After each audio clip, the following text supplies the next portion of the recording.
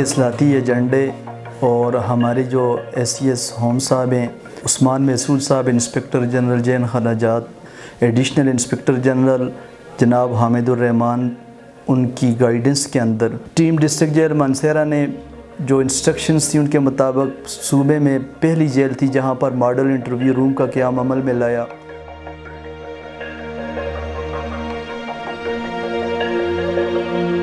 जहां पर मुकम्मल ऑटोमेशन सिस्टम है, इनमेट्स के लिए टेम्पर्ड ग्लास लगा हुआ है, वो बाकायदा अपने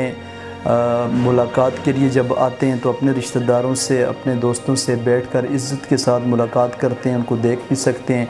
जिससे न सिर्फ मैनेज करना हमारे लिए आसान हो गया बल्कि कोई ऐसी जो कंट्राबैंड्स थे उनको भी हमने रोकथाम में इसने अहम किरदार अदा किया।